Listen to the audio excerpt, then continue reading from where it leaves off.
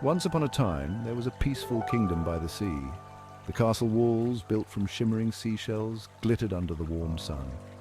Inside lived a king and queen, loved by their people. The kingdom was known for its abundance of fish, a gift from the vast blue ocean.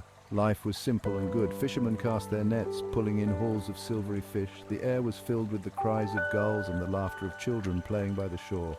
The king and queen from their high balcony watched over their happy kingdom, their hearts content. The castle kitchen, a marvel of gleaming copper and crackling fire, was always bustling. Cooks prepared magnificent feasts, the tables overflowing with platters of fish. Every scale shimmered, every fin glistened, a testament to the ocean's bounty, but even in paradise, shadows can lurk. The king, used to abundance, began to crave more. He desired bigger fish, rarer fish, fish that shimmered with gold and silver. The king, his heart filled with a growing hunger, called upon his advisors. The advisors, taken aback by the king's unusual demand, exchanged worried glances. They tried to reason with him, reminding him of their already bountiful catches. "Advisors, your majesty, the ocean provides ample sustenance for all." The king, however, refused to listen. His desire for more, like a growing beast within him, consumed his thoughts. The advisors, their pleas ignored, could only bow their heads and obey their king's insatiable appetite. The fishermen, upon hearing the king's decree, were troubled. They had always fished responsibly, respecting the balance of the ocean. But the king's demand was absolute. The fishermen, bound by their loyalty to the king, set out with larger nets and longer lines.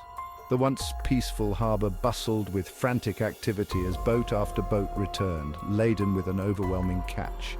The crystal-clear waters, once teeming with diverse life, began to show the strain.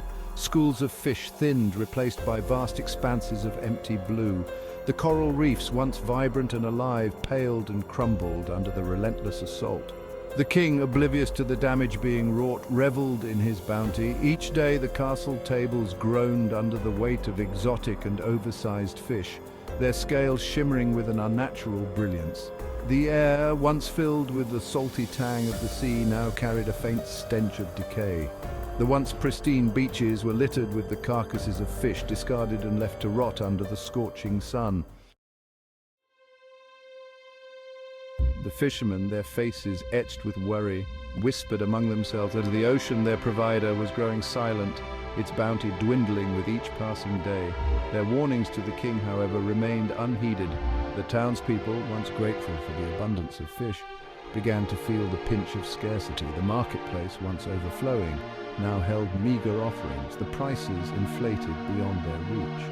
Grumbles of discontent began to ripple through the once content populace. The queen, known for her gentle heart and wisdom, observed the changes with growing unease. She saw the desperation in the eyes of her people, the fear lurking beneath their forced smiles. My king, please, reconsider your actions. Our people are suffering. The ocean cannot sustain this relentless greed. The king, however, blinded by his greed, dismissed her concerns. He saw only the glistening scales, the impressive size of the fish that graced his table.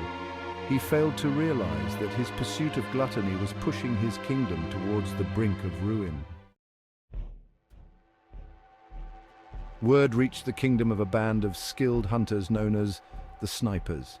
These men, armed with harpoons that could pierce the heart of a whale, promised to deliver the rarest, most elusive creatures of the deep. The king, his eyes gleaming with avarice, welcomed the snipers with open arms. He showered them with gold and jewels, promising them even greater rewards for fulfilling his desires. He demanded they bring him creatures never before seen, creatures that would solidify his status as the greatest king the world had ever known. We will bring you the finest, most extraordinary creatures, Your Majesty. No ocean depth is too great for us to conquer. The snipers, their loyalty bought with gold, set sail for the open ocean.